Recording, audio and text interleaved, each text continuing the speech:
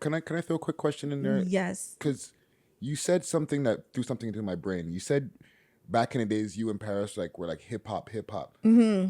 Do y'all feel that y'all changed some of the culture in the clubs because it was really like rock and roll and like pop music before, and it wasn't really as popular to dance to like It wasn't very hip-hop urban tunes? in there. It was very Right. You know what I'm saying? Did you all do y'all feel kind of responsible for changing that? Absolutely. Reason why I say this is because so we basically started the whole come to the club and dance.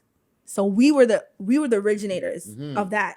So we'll come to the club and then we'll want hip hop only because we'll go to KOD and that's what they're playing, and we'll see girls doing the most in the it's the music that moves them. Exactly.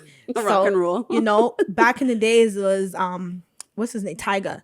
And when we listen to Tyga, like, yeah, that's what we want to hear because right, exactly. And then round of applause, baby, shake that ass, bop. So we were like, hey, so we're literally like doing our thing, and then from that's when we took that American style, throwing money in the air. We actually that's what we did over here. So that's when do you remember Lancaster, that parties? House of Lancaster? Yeah. Every Monday, Magic Mondays. The Queensway one. Exactly. So we were like the OGs of that one. You know what I'm saying? So at that time, that's when like Snoop Dogg came through. That's when Cardi B came through. Like it was a new thing, for a whole year that was popping.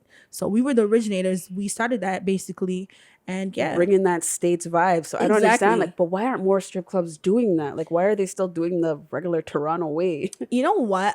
I feel if that worked, like artists from the States came down, more money gets spent. Exactly. And I feel like Toronto people don't know how to act. That's the problem. If it's a beef thing, it's really a beef thing. You feel me? So that's the issue.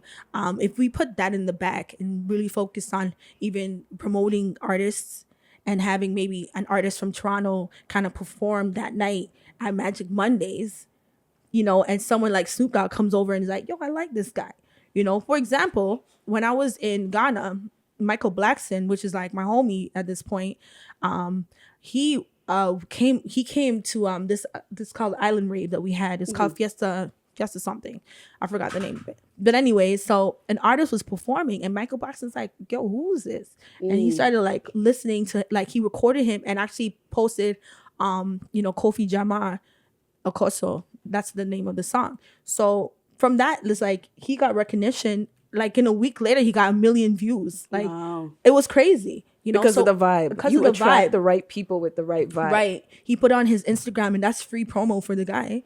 You know what I'm saying? On Michael Blackson. Because he was at the right place at the right time. Exactly. And because the environment was set. And that's what it is. And that may be what Toronto's lacking. Is missing. Is it's okay to mimic the States. Like we do it all the time with everything. It's okay to mimic the concept and have the same thing. But a lot of the girls, from what we were interviewing from even before, were saying is that they're not appreciated enough.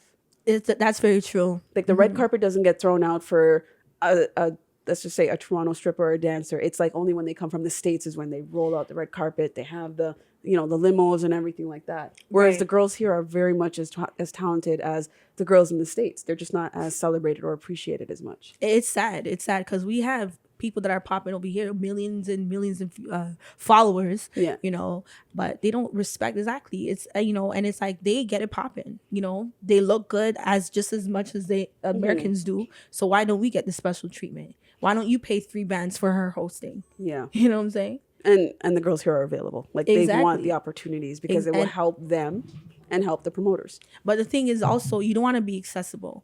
You know what I'm saying? Maybe the girl that's dancing is dancing every week and she has following, but she's dancing every week at this venue. And it's like, why you're coming in for free?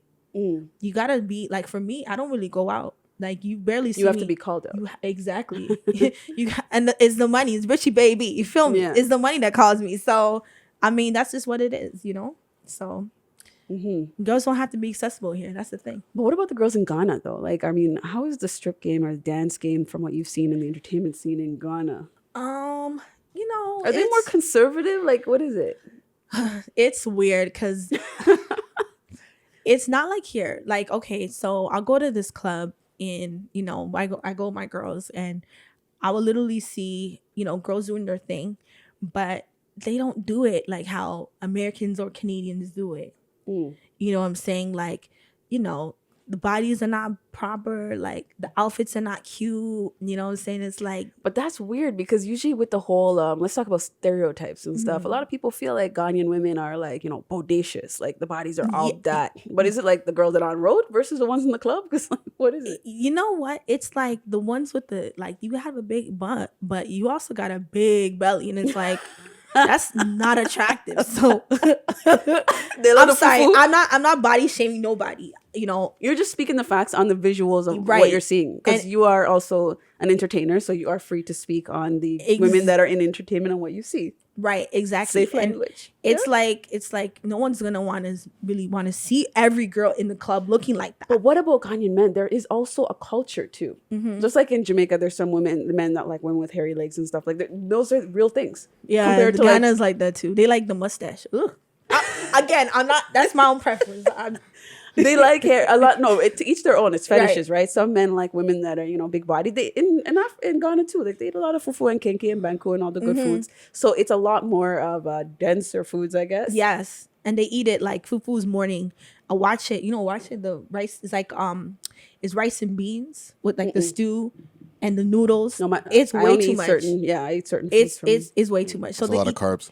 Exactly. So they eat that, and then like that's breakfast. Then fufu is lunch, and then banku is dinner. It's like all three one day. I cannot. I can only do one. I cannot. I can only do one. I eat once a day in Ghana because it's so heavy. Food. So like the man again, like they like bigger women. I think in Ghana for the most part. Or what is your observation? So they like bigger butts but flat stomachs. That's what they like. What a compromise. I mean, like you're eating. It's sad because, you know, like my homies in Ghana be like, hey, I like this girl. The buttocks is big, but the belly is too big. I was like, oh.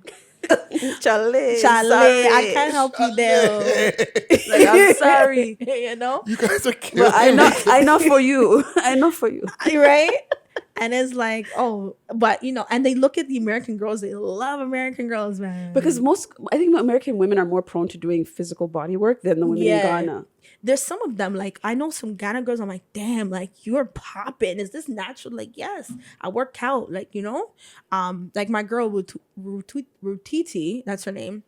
Her body is insane, and her belly is just like she works. She you know, goes to the tennis court and does her thing. I'm like, and guys love her, you know, and that's what they like to see, like in the club. Like something like lately, what I've been seeing is that there's a lot more skinny girls, you know, not with a lot of ass though, but you know, but anyway, there's a new type emerging now. Exactly, and they're doing their thing, and it looks appealing, you know, to see diversity in terms of body. You know what I'm saying? Or in entertainment, like for every generation, there's a type.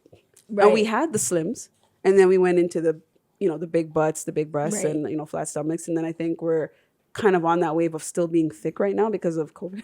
Yeah. We're still appreciating thick, and then it might go down slim again. Yeah, in summertime probably. There's always a type, right? So it's just knowing when that happens. Exactly.